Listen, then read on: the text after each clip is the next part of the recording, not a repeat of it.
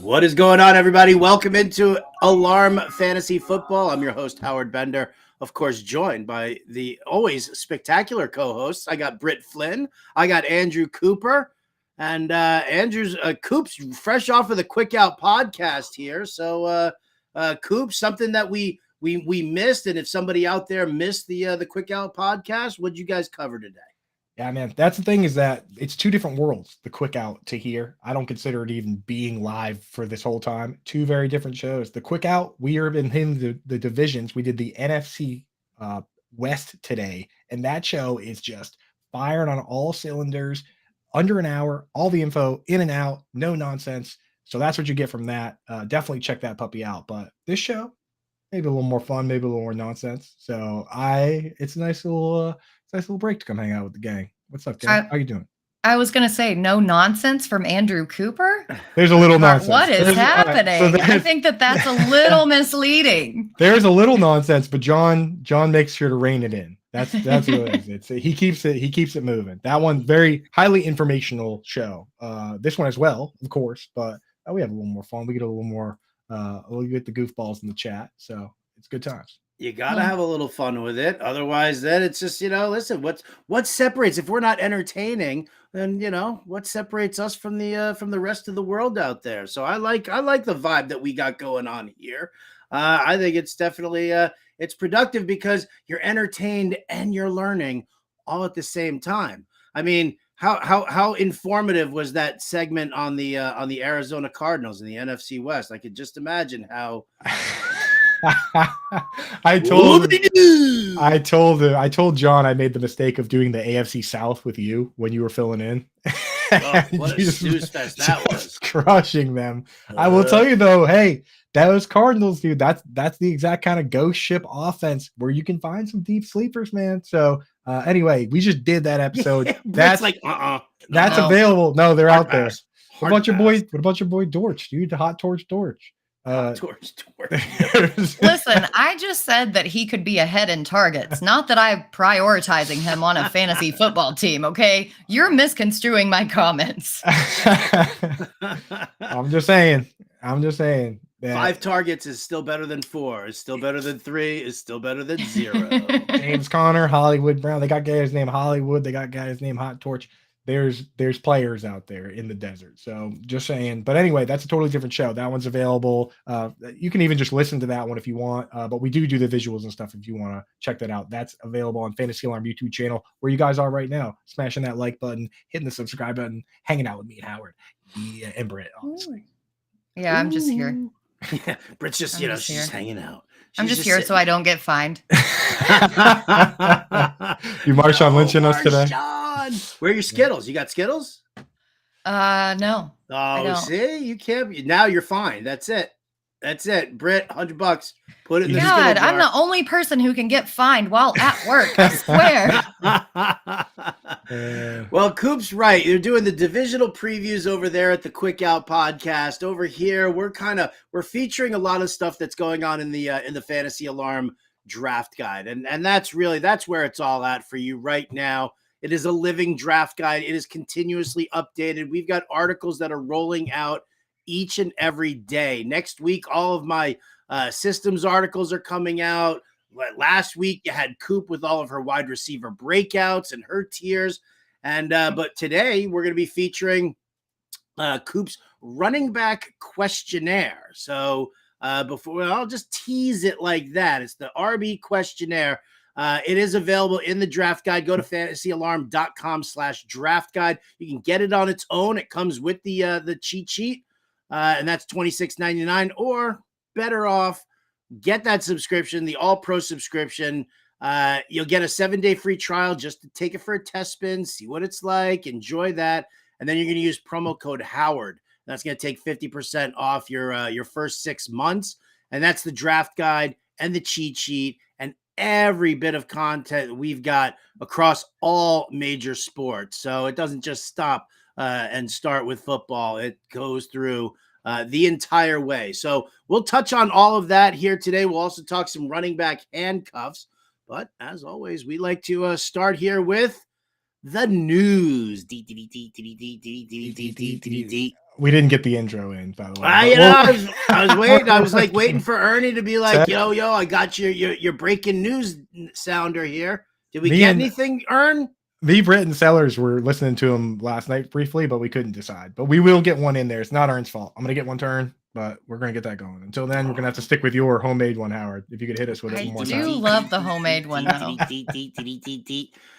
Britt, what are we starting with today? Did we talk Alvin? Did the Alvin Kamara stuff happen while we were on air yesterday? We did that one. Yeah, we did that yesterday. I'm sick of talking about Alvin Kamara. I gotta be honest with you. I'm done. Yeah, me too. And I think people what they should do, if you want an Alvin Kamara take after this show, Dan Lust, our resident sports law expert, came in. He did a quick video on it. That's up on our YouTube, just to satiate everybody who wants an actual attorney that works with like NFL stuff. He weighed in for us. So on the Better Sports Network channel, I think it's on the Fantasy Alarm channel too. Get that checked out. It's up there. So, but not right now. Don't leave right now. Go after the show. All right. Good plug. Yep, good plug. You're going to have to prioritize your time. That's right, dude.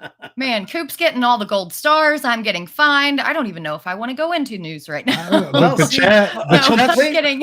chat there. That's another $20 in the jar. That's it. I'm going to keep track of what Britt's been fined here for the hour show. So far we're at $120. So keep going there, Flynn. Keep going. The chat has your back, though. The chat's saying Britt's the star of the show, and we're just here to be clowns and jesters. So it's not. Some people got your back, Britt. Well, let's get some news stories. What do you got for us, Britt? Yeah. So first, I've never even heard of this guy, to be honest. But Giants linebacker Jared Davis is, quote, out long term following surgery.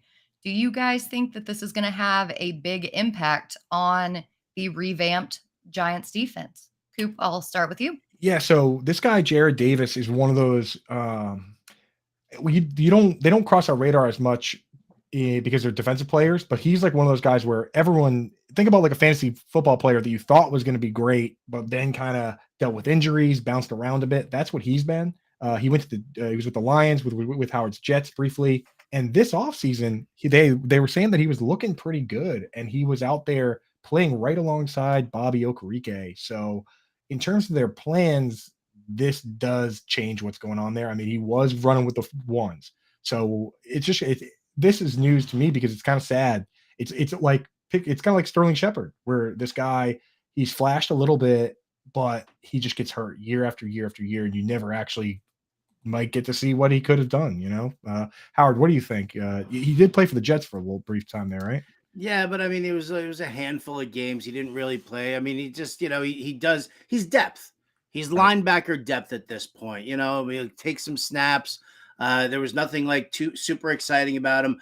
Britt, before I brought you along to the Football Diehards Dynasty IDP league that we're in, Jared Davis was on our team.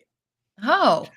But I've cut him since. So I mean, his first 2 years he had 96 combined tackles and then 100 combined tackles. So at one point that's why I say that he was like what could have been, because at one point it was like, okay, 100 tackles, right? Like IDP, that's a guy. And then the injuries came along, and now, as Howard says, more of a role player. But he was looking like he could have been a guy to start for this team. So kind of stinks, man. Hopefully he comes back and gives it another go.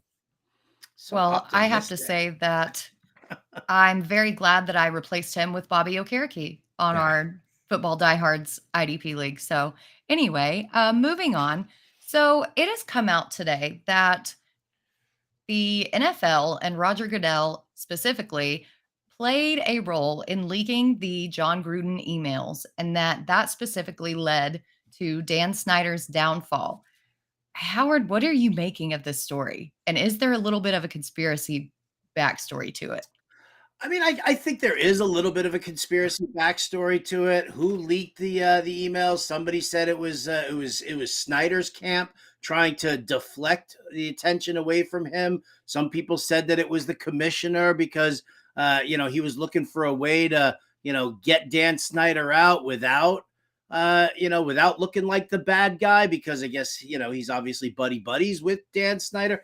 There's so many layers to this that it's like not just an onion, it's like a rotten onion. It's like you're peeling layer after layer. You're crying because, you're stuck listening to this nonsense. And then you get to the middle of it and it's just completely rotten at the core. I mean, it's one of those things. Listen, you know what? I'm fine with Gruden being gone. I'm fine with Dan Snyder being gone. Like, let's try and just move on from it. Obviously, a very toxic culture there in Washington. So, to be perfectly honest, I don't really care who leaked the information. Let's just get the old boys school jackasses out of the NFL already. Yeah, I mean, we could go all day with the Dan Snyder stories. I mean, you guys check out the story of him with the trees, cutting down the trees at his place and like he cut all these trees down, got this guy fired over it, like just absolute like evil behavior, this guy, man. So we could go on and on about those, but I think Howard's right that it almost reminds me of The Wire. Did you guys ever watch The Wire? Yeah. Where they found out this information and then they had to reverse engineer a way to do like the wiretaps and get it out there. And unfortunately for Gruden, but Gruden did send those emails. The way they reversed engineered it was by saying these emails are out, and then they're like, oh, let's follow this string. Oh, look at the bits on the end of the string. It's a huge jerk that we don't want part of the league anymore. And that's Dan Snyder. So they might have set it up that way, but I don't care. At the end of the day, if that's what you have to do to catch the really bad guys, sometimes you got to do that. So I'm on board with that. And last, before we go on to another topic, Erndog, can you pull up that picture again, that graphic again? What is this picture of John Gruden? He looks like the Penguin in Batman. Like, what is this picture? I'm John Gruden. I'm a racist. I mean, listen, if we're gonna punctuate this whole thing, if you're gonna make a Wire reference here, then I will just say I can sum up this entire Dan Snyder conversation with one word: shit. Dude, I love that character. I was just gonna say that it smells eerily like Regina George and the Burn Book, but then you guys had to bring up The Wire, so I think that I've been out movied or out series. No. That is a fetch reference. 100% fetch. You can't sit with us. Yeah. You can't sit with us. I worry about that some days. I even want to. You have no choice. You have to sit with us. I don't want to either. You have to sit with us for breakfast and for lunch, Britt, and you'll be happy. You're just happy that Corey only comes for breakfast, right? Oh my God. All right. Speaking about lunch, there is a popcorn headline here. Yeah. Kyle Juszczyk has, quote, been shocked by the difference of Brandon Ayuk while watching OTAs and minicamp film during meetings, saying that he looks like a, quote, different player. Do we think that Brandon Ayuk is going to dethrone Deebo Samuel's wide receiver 1 role? Coop, I'm going to go with you. Kyle Juszczyk is shocked. I love the popcorn. We should just do popcorn headlines. They are the best, dude. They're the best. They are. Kyle Juszczyk thinks his teammate's good at football. All right. Ernie, another sound effect. We're going to need some popcorn popping the next time we're doing this. Yeah, fullback Kyle Juszczyk thinks that his teammate is good. But I will say this. John and I, hey, this is a little plug for the episode we just did. We just went through the NFC West, and with that, we go through all the lines. Vegas has Deebo Samuel set at only 725 receiving yards. A year ago, he had 1,400. They have him set at 725, and if you think that maybe that's because of injuries, I mean, maybe, but they have Brandon Ayuk set at 800, and they have George Kittle set at 725. So they're suggesting that Deebo Samuel might be the third best pass catcher on this team, and that Brandon Ayuk is set at 800. So maybe there's a little more. Maybe they set the line based on whatever Kyle Juszczyk says, but maybe there's a little truth to what he's saying. Maybe Ayuk is ready to pop off, huh? Like popcorn. You know what? I mean, listen, I'm not gonna speak out against it. I think that Deebo plays a very specific role in this offense, and he's not a guy who's force-fed targets, especially downfield. Ayuk is the downfield target on the regular. So could he pop? Yes, I think he could. Could he surpass Deebo as technically the guy who sees maybe more targets or has more yardage? It is definitely possible. I think the one thing that we need to know is this like real movie theater butter popcorn, or is this like fake movie theater butter popcorn.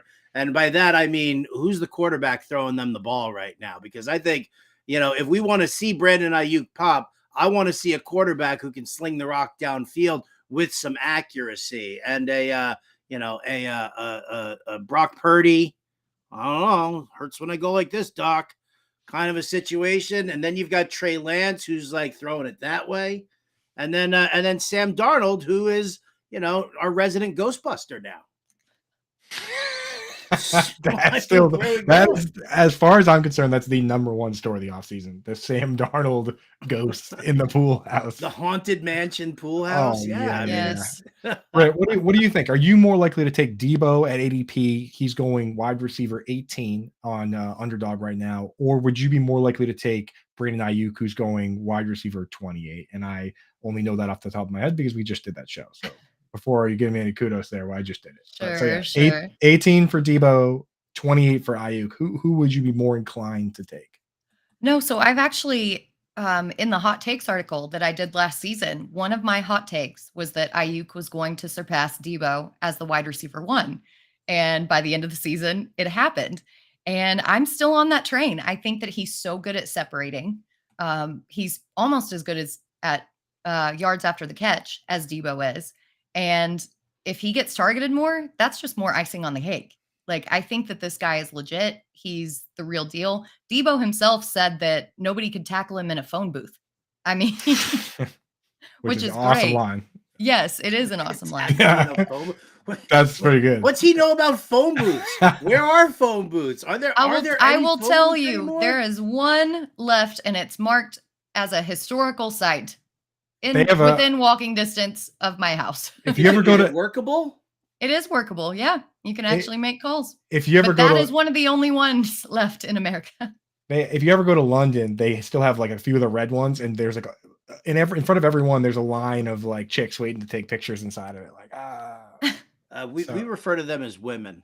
Sorry, I apologize. Yeah. There are We don't want you canceled already. There are a line of Instagram influencers looking to take pictures in front of phone booths. Okay, so I apologize. In front of the phone booth. Dare you, Coop? Oh, the phone booth. All right, I'll tell you what, before we keep going with the news, because I'm sure that we've got some more, I do want to, I'm going to bring all of this together. I'm going to bring The Wire together, and I'm going to bring Ghostbusters together. So here's the question.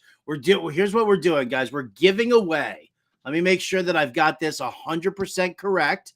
We are giving away a spot, a free entry into the RT Sports Best Ball Championship giveaway.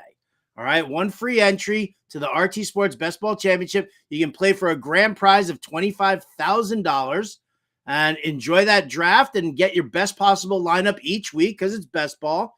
And there are only 10-team best balls also. Keep in mind, 10-team, and you only start 2 wide receivers, so it's a little bit more of a abbreviated lineup than what you're used to. But it's $20 entry, and here you go. I will say this. There is a character from The Wire, the actor, who was also in the movie Ghostbusters, the remake of Ghostbusters with Kristen Wiig and Melissa McCarthy. If you can tell me the character's name on The Wire, who was also in the 2016 version of Ghostbusters. All right, boom, chat. All right, chat. Get on it. There. The winner. First person into the chat with that answer, that they win the $20 prize. Wow. And by the way, $20, it's a $20 prize, but the winner of that tournament gets like $25,000. 25 grand. Yeah. So it's free, a shot. $25. Oh, Wendy! Yeah, my girl. Da, da, da, da, da, oh, Omar with the scar. Omar with the scar. Yep.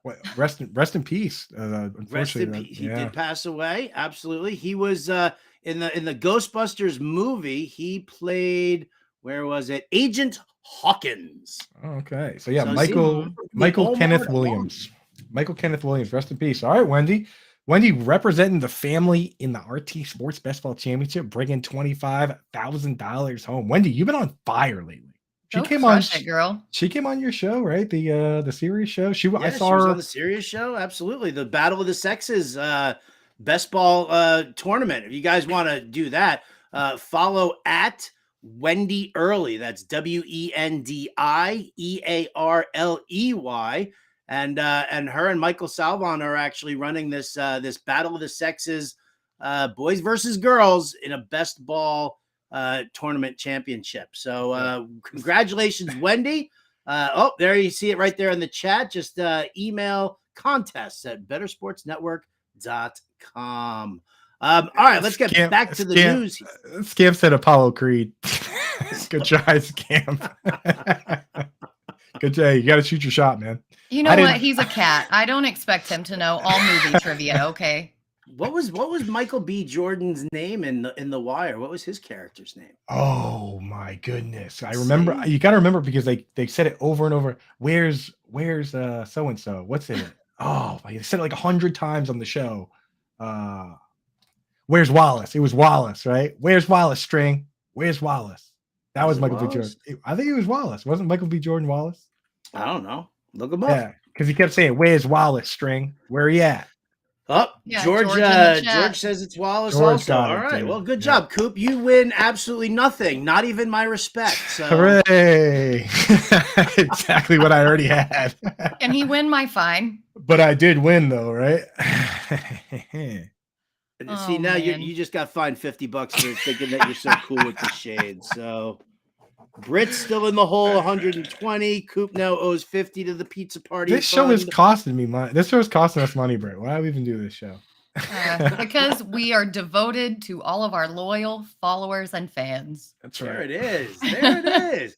Company girl, do we have any more news that we want to jump into? So there is one. The NFL, or the coaches, execs, and scouts in particular, ranked their top cornerbacks, with Pat Surtain topping the list. Howard, does that kind of get in your craw that Sauce Gardner isn't at the top? No. I'm okay with that. With Sauce Gardner. I'll tell you what it is about these high level cornerbacks and these great cover corners.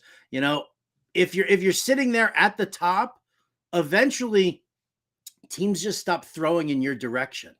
And that actually devalues you as a player, right? Because all of a sudden it's like, yes, you get signed and you're there, and yeah, you can shut down like one side, but all of a sudden your stats look like garbage. You have no passes defended. You're not making any tackles or anything like that. And then all of a sudden, when it comes time to negotiate your contract and they start looking at your list of stats, they're like, nah, they're average corner numbers.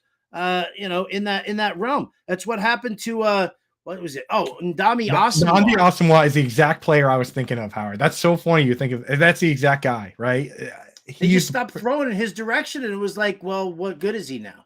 Yeah, I was waiting. I was like, that's the dude. Nnamdi Asomugha was a perfect example because it was him and Revis to a certain degree as well. But Revis, at least, he would find a way to trick people into throwing them interceptions versus just being a complete shutdown. So it is true. And I guess that list is pretty good. I will say good. That list is fantastic. It actually is fantastic. Although I don't know if Trayvon Diggs, man. I mean, yeah. Stop it.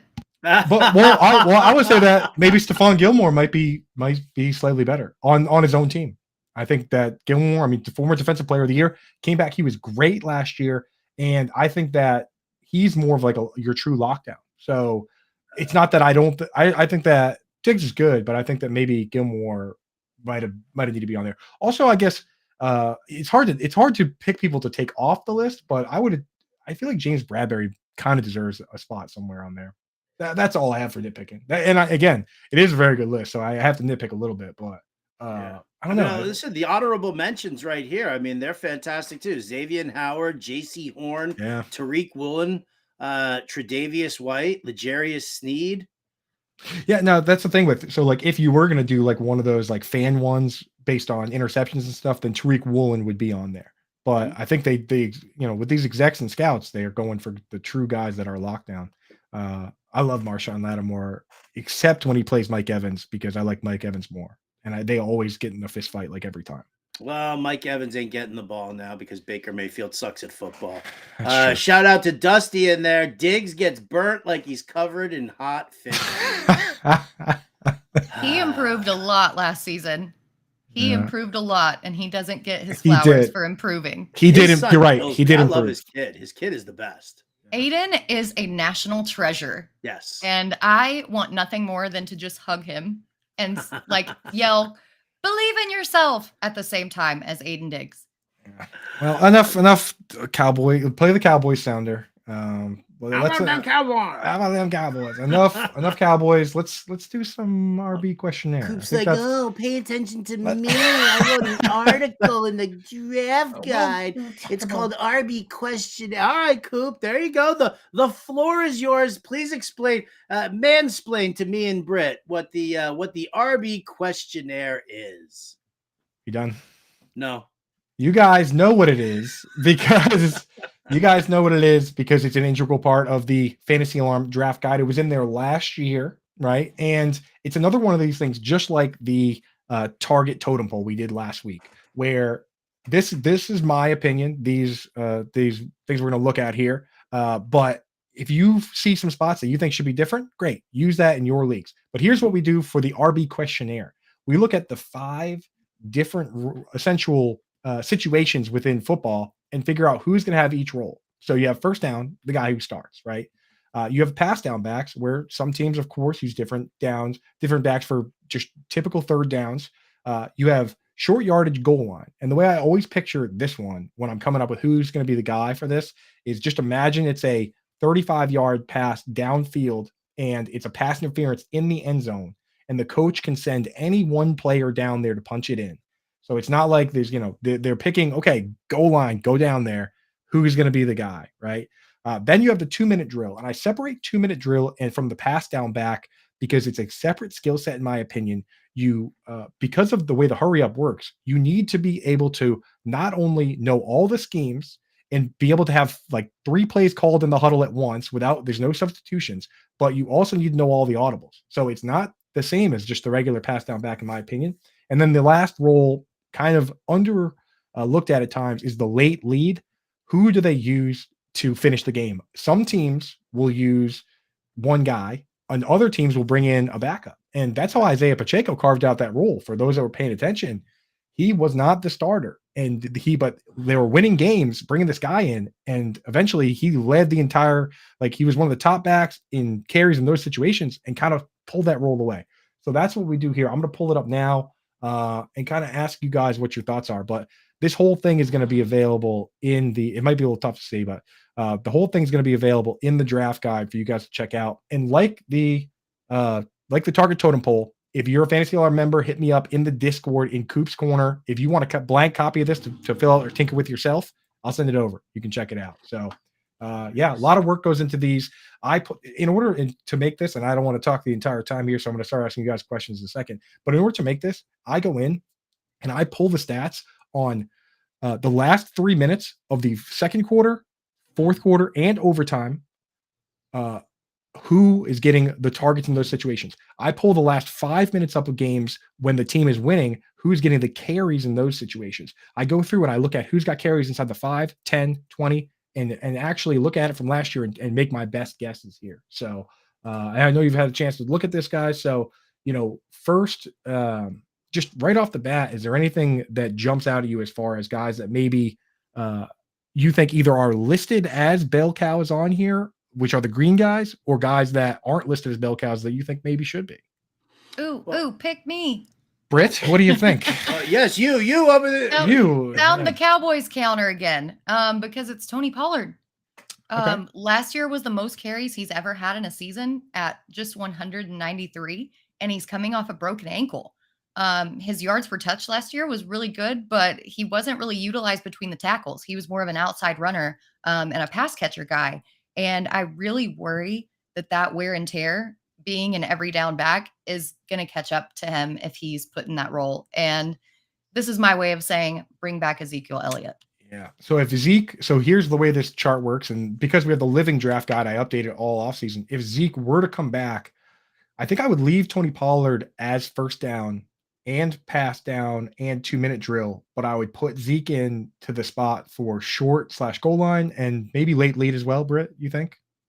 Yeah, absolutely. That was what Zeke did last season. So it makes total sense. Yeah, so with that, it would actually look more like if you look at the Packers as an example, where they're on here as since they're a NFL football team. It's a lot of blue and orange, my friend. A lot of blue and orange. Quite a bit, yeah. So the Packers are right.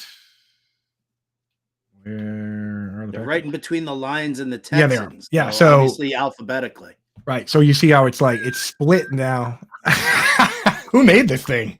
I don't know, dude. It doesn't make any sense. So for the color, is it by division? It's not even by division. Oh, it's alphabetical, all right. It's alphabetical by the. It's alphabetical by the city. But the city's not on there. Not even listed. Yeah, it's a bit of a deep cut article in that sense. But it's kind of cool that you noticed that's how it is. But anyway, I love you, Coop. Green are 3 down backs, orange are run down, blue are pass down, yellow is where we're really unsure. If Zeke comes back, then you probably have an Aaron Jones, AJ Dillon situation there. So that's all I was getting at. That's what we're getting at, dude. Yeah. So anyway, Howard, what about you? Anything that jumps at you and say, you know what, I'm not quite sure this guy is the guy now, or I'm sure you probably just spent a few minutes basking in the fact that I have Nick Chubb listed as the man across the board, right?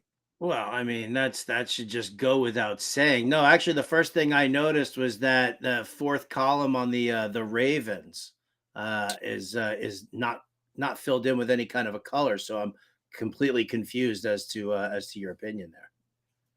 Okay, well, that minor oversight there. Just a little glitch. But no, actually, you know what? I'm gonna go to the Rams. Actually, because the Rams, that they've got Sony Michel, they've got Kyron Williams. I know that there's Cam Akers, and I know that he and Sean McVay kissed and made up last year. But is there any concern that like even how about late lead? Yeah. For the Rams, if the Rams have a late lead, don't you think they'd rather just kind of work Sony Michel and his bone on bone knee as opposed to risking Cam Akers? Yeah, I mean, I don't know how many late leads this team's going to have, but in that case, I could see them going to Sony Michel. I will say I did pull the numbers, like I said, and Cam Akers surprising. I was actually surprised by his usage that he was the only guy that got targets in the 2-minute drill. He was on the team. He was the only guy that essentially was getting the goal line carries, but they really didn't have many late leads, so there wasn't a lot to look at there. So I'd be willing to put Sony Michel there instead of Cam Akers. But again, when you look at their odds for pretty much everything, Super Bowl, the rest of that stuff, it doesn't look too great, So, all right. Let me see. When we look at this, which you can see that some of these are fairly thin, like the Rams, for instance. When you look around here at some of these thin ones, and Britt just pointed one out, the Cowboys, which of these teams, in your opinion, do you think maybe could stand to add a little bit of depth? I mean, there's a few teams that immediately, if you throw Dalvin Cook on there, he might actually just be straight green across the board. And I still think that's the opinion with the Dolphins. But Howard, is there anybody that when you're looking around, you say, man, this team could use a couple guys? The columns on the right, the two ones there, those are the rundown and pass down potential handcuffs. Okay. So that's what that column is. I mean, as far as needing somebody else in there or wanting somebody else in there, I would say that I'd really like somebody to I had it, and there you go. Oh, you know what? Let's look at the Vikings. Let's look at Alexander Mattison, because one of the things that we kind of noticed, obviously Dalvin Cook was the lead back there, but the scheme itself, it kind of changed a little bit, the blocking scheme. They started doing more hybrid blocking. So they did man blocking, power blocking, along with some outside zone stuff. And I feel like they kind of want to do a little bit more of the power blocking, and that doesn't really jibe well with Alexander Mattison and his skill set. And I also think that we could be looking at Ty Chandler being a little bit better of a pass catcher than Mattison. Yeah, so that I really struggle with that, Howard, because everyone loves Ty Chandler, and like you look at his college stuff, it was great.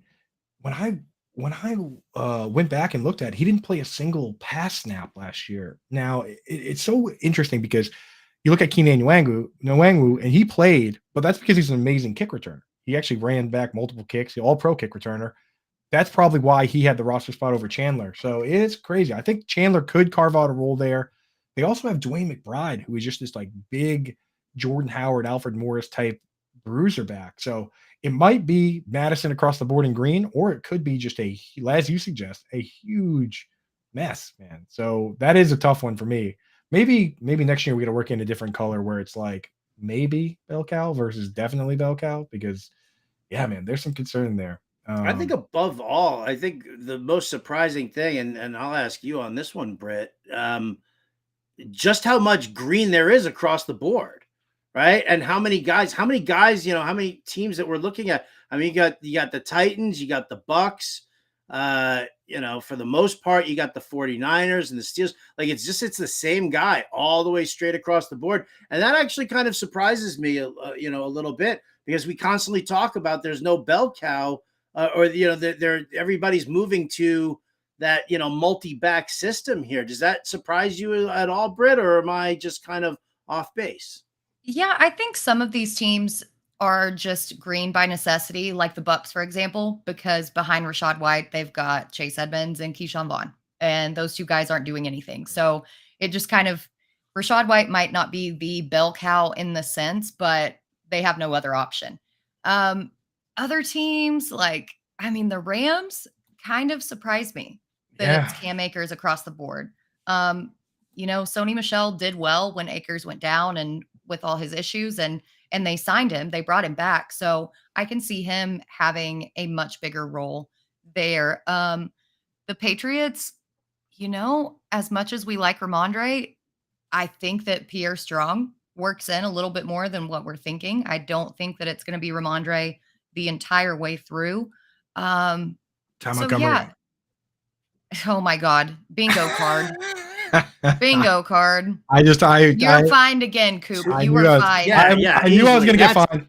That's a $500 fine. You know what's funny though is that Howard actually told me on a previous show that I would be fined if I said Ty Montgomery's name, but it has to be said. It has to be said because last $500 fine. All right, well, I'm in the lead then. Last year, Ty Montgomery in the first game played 20 snaps at running back, got 4 targets. It looked like he might have been in that role. I'm sorry, but he was in the role. He was playing that. So, Ty Montgomery, Pierre Strong, it's there. And here's the thing about the green on the board is that last year I did this and I talked to John and Pemba about it. We kind of went back and forth on what we were going to do. And I have it from last year. And there was a little bit less green, but it turned out that we thought right here, we look at the Raiders, we thought that Josh McDaniel was going to split that backfield. He didn't. We thought that Bill Belichick was going to split this Patriots backfield. He didn't. So we had less green last year. And then as the season panned out, it turned that we should have had more green. Right. So kind of interesting how that goes, and of course, when you have green across the board, that doesn't mean they're going to play 90% of snaps. No one does that. It just means that they're the preferred back for those situations. And a lot of them are fairly high leverage situations. Even the late lead, quote unquote, one is such an important fantasy football situation. If you think about what happened to the Chargers last year against the Jags in the playoffs, all they had to do was run the football and they couldn't do it. And Austin Eckler is a guy that has never had a 1,000-yard rushing season. So for me, that's a team where I look at and I'm like, putting Eckler there and then figuring out who even is the next best guy between Joshua Kelly, Isaiah Spiller, Larry Roundtree.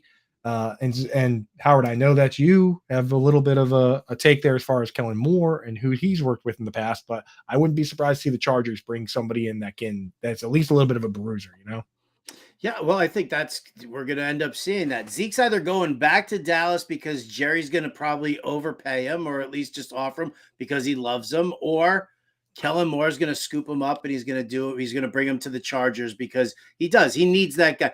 I'm not going to love on Joshua Kelly. I don't want to crap on him too much because I know his mom watches the show, but I'm just going to say that, I wouldn't trust Joshua Kelly as my, short yardage back on the regular. So, I mean, I think Kellen Moore will probably end up bringing in somebody to help. Yeah, I fully agree on that. So yeah, I mean, that's what we got going on. This is up right, or if it's not up now, it will be up today. I'm sure Howard will make sure of that if it's not up just yet. Oh, it's up right now. I'm looking at it right here on the site. Bingo. And what I did is I put this all up here, explained how it all works, just as I did just such an amazingly eloquent job of explaining how it's all sorted and why everything is what.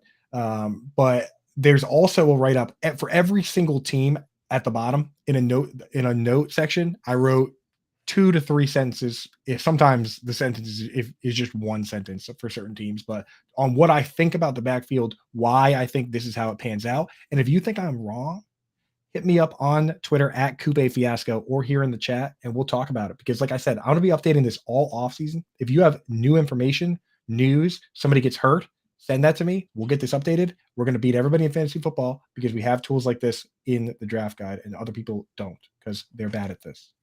Yeah, between this and the target totem pole, absolutely. I think these are two of the best things because you're offering up. And again, if you're in the Fantasy Alarm Discord and you hit Coop up, to just get a copy of the spreadsheet just so that you can kind of play around with it on your own. Yes, you get the draft guide and you can look at it. And it's not really if you're printing the page out, you can't make your own edits or you're going to have to like cross a bunch of things off and stuff like that. So hit Coop up in the chat and get a copy of that spreadsheet, or not in the chat, in the Discord.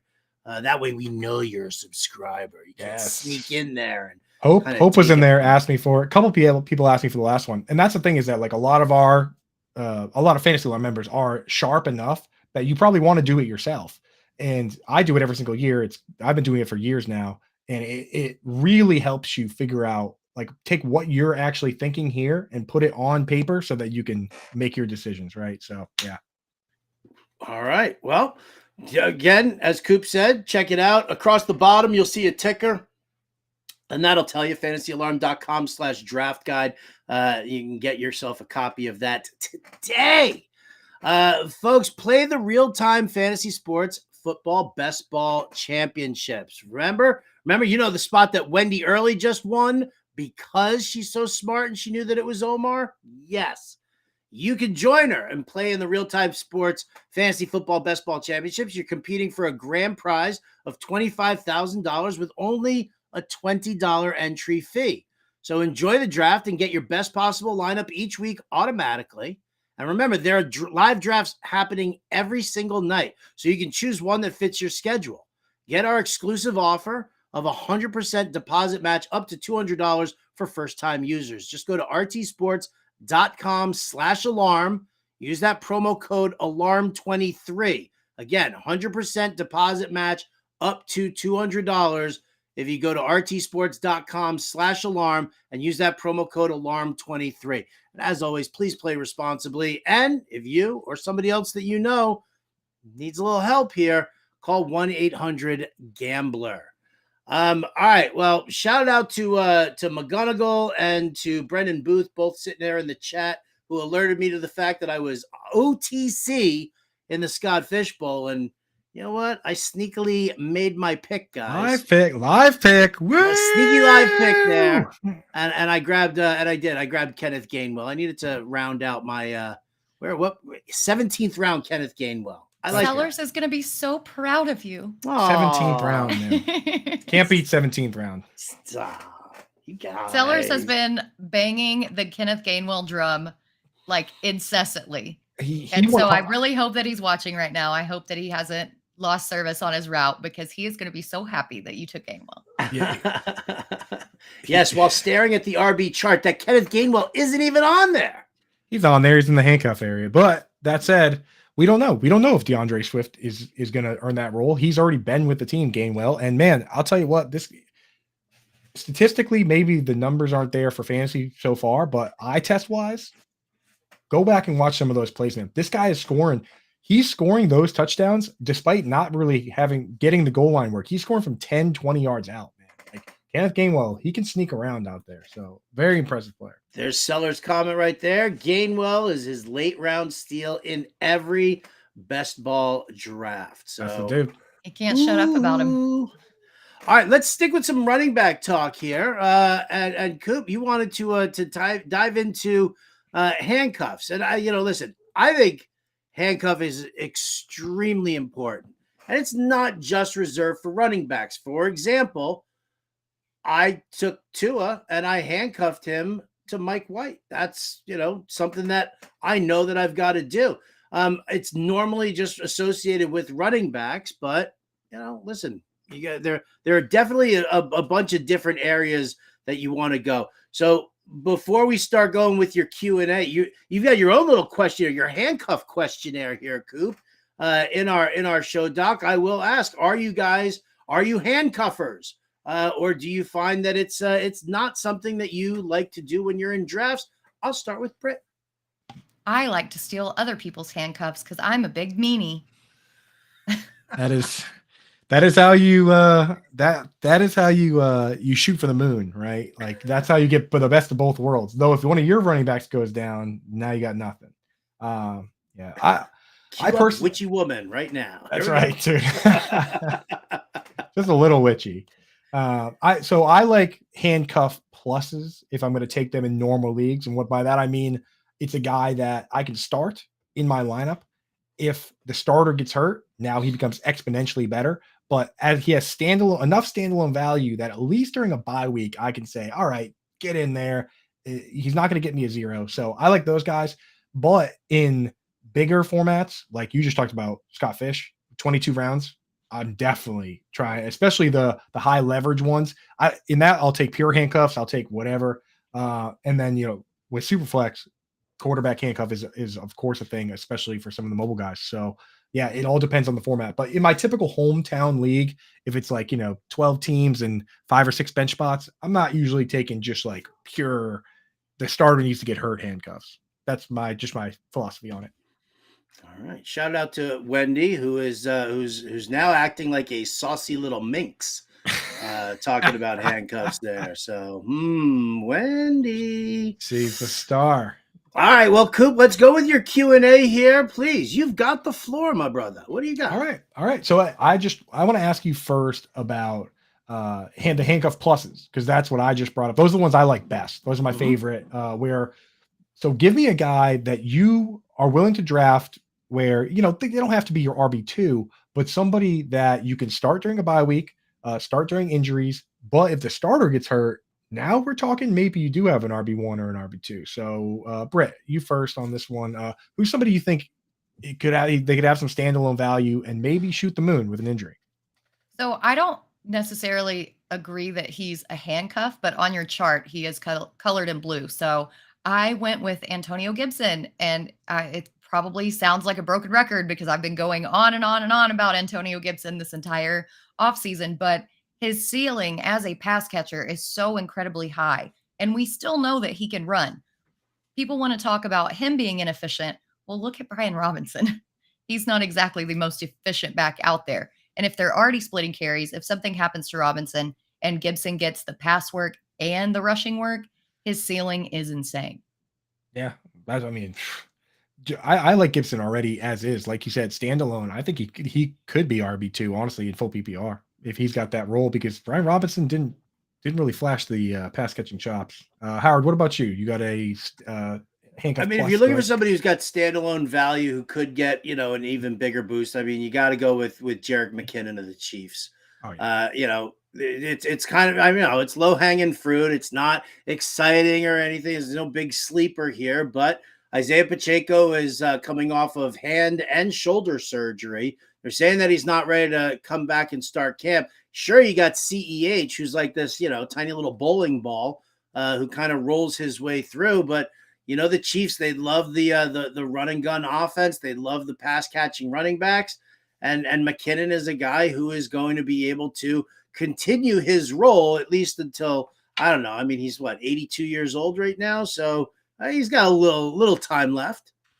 He is like the quintessential guy that what could have been, because he had the best combine like I've ever seen for a running back. Dude, he did bench press 32 times. That would have been more than any of the tight ends this year. But yeah, and that's a sharp pick, because when I look at the ADP for him, he's going earlier in stuff like the FFPC than you might think. So yeah, that's a good one. For me, somebody pointed out in the chat, Dustin there said I would say Devin Singletary, but he might just be the starter. I think that maybe a little rich. I think Dameon Pierce, he's definitely the starter in the early down back, but I love that they brought this guy in for pass downs. I've said it before in the show, Dameon Pierce graded outside the top 120 in Pro Football Focus. Bobby Slowick, the OC, used to work for Pro Football Focus. So Devin Singletary guy I like a lot. And I think if the starter gets hurt, I mean, he's the guy. So pretty easy one there. What about like pure handcuffs? And when I say pure handcuffs, I mean you can't trust them, but if the starter gets hurt, they go straight to the moon. And the thing is, some of these pure handcuffs might actually, like Devin Singletary, he's still going to be on the Texans if Dameon Pierce gets hurt. So how high can his ceiling be? But who are some guys that you can't start them probably, but if the starter goes down, they're going to be the number one waiver ad, Howard? What do you got? Tyler Algier. Yeah. Okay. Yeah. Bijan was drafted. He's coming in. He's going to be the number one. Algier might get some short yardage work and, some complimentary work just to kind of spell Bijan and make sure that he's not overworked. But yeah, if Bijan goes down, we all saw what Tyler Algier did in this offense last season. So give me him. I mean, he's one of the ones that I like to steal from other people. Yeah. I've seen you do it. I've seen you do it. I've seen you take it. You take a lot of Algier. You probably have more Algier than Bijan, right? Yeah. Just the way that the draft boards have fallen. Yeah. I hope I'm not drafted near you in the staff mock draft tonight. No, I'm the 101 in the stack. All right, good. Tonight, I'm the 12. I'm on the total opposite end of you. All right, good. Did you engineer that on purpose? Did everybody join? Did everybody join the mock, Howard? Yeah. The last straggler finally signed into the draft. Sorry about that. That you know what? For reminding me on that, you just got to find another $50. I'm in there. I'm logged in, bro. Hours in advance. Advance. I'm telling you, you're not getting paid this month, Coop. Oh, dude, that's how tight the ship is here, folks watching. That I log into the draft 8 hours before, and I'm still getting fined. Unbelievable, dude. Because you were last. Well, everybody else is just an eager beaver, I guess. What the heck? So all right, mine for this is I got to give credit actually to John and Pemba for this one, because he was the one that, in talking to him, kind of convinced me that Zamir White, when you look around at what they did last year with Josh Jacobs and what they want to do, and then you look at the rest of that depth chart, and it's guys like Amir Abdullah and Brandon Bolden. Like Brandon Bolden, we know is a special team or role player type guy, and it's not going to be him. Zamir White, if anything were to happen to Josh Jacobs, there's a lot of work to be had there, and I think that he could jump right into that. So pretty appealing to me. But let's do two other ones if we have time here. Well, this is one of the ones that do we not want to know who Britt's her pure handcuff is? She didn't do one? I thought you did one, Britt. I haven't talked about. Oh, you also talked about Tyler Algier. I apologize. I just popped in and was like, "That's who I love to steal."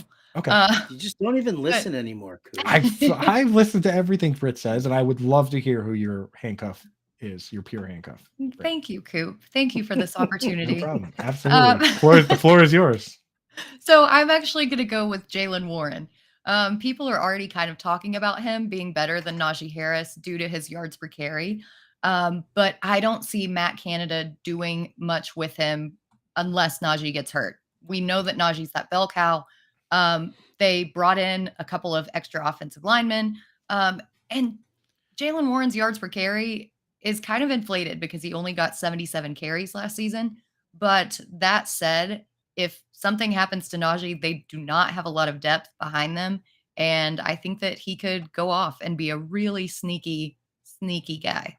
Yeah, I was surprised with Warren because I wanted to actually have him as a handcuff plus type guy or in the pass down role, but I pulled up the numbers on that, and in the those 2-minute drill situations, Najee got 11 targets and Jaylen Warren had 0. So that's what makes him a pure handcuff, is that I think they're doing a 1A, 1B, where if 1A goes down, 1B gets the full job, which honestly has a higher upside that way than being like a split backfield where somebody else gets that gig. So I'm liking that one. All right, we got time for one more. QB handcuffs are boring because it's Howard already said Mike White. We know the names. It's whatever backups are behind mobile quarterbacks. So, but this one's interesting in that I call this the double handcuff. It's a wide receiver or tight end, it's a pass catcher where if either of the top 2 pass catchers on a team go down, now this player jumps into the spotlight. And a lot of these guys at times have standalone value of their own, but if either or guy gets hurt. So I'll give an example. Last year with the Chargers, anytime either Keenan Allen or Mike Williams was hurt, Josh Palmer became a startable player. And it didn't matter which player got hurt. So for you guys, and Britt, I'll go to you first because I rudely forgot to include you last time. Is there a player where you think, okay, if either of the top 2 dogs goes down, this guy is going to be valuable right away in fantasy? Yeah, I hate banking on rookies, but for this question in particular, I'm super high on Marvin Mims on the Broncos. I know that Howard's really high on Cortland Sutton, so put your earmuffs on.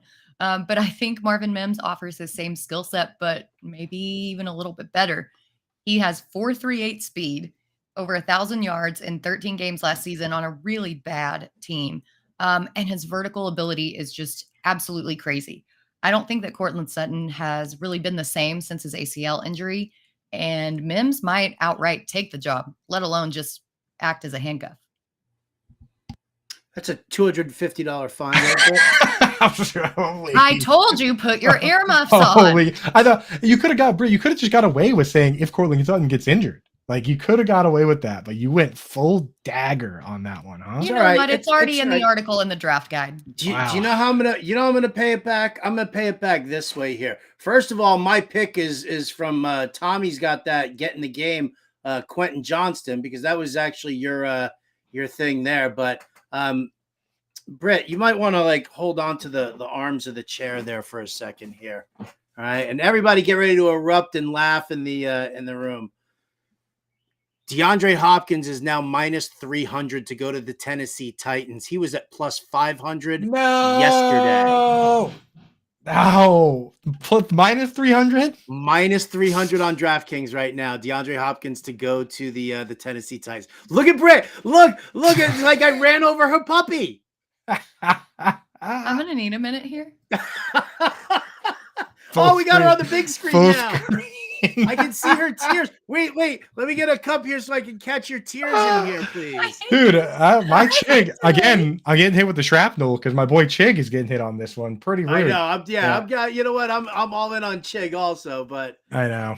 All right. Anyway, I don't know how to put that back, so we're going vertical. I messed it up, and only Ernie knows how to fix it. And we also have like 10 seconds left. We have like 15 seconds. So you know what? We're going to continue this discussion tomorrow here on Alarm Fantasy Football.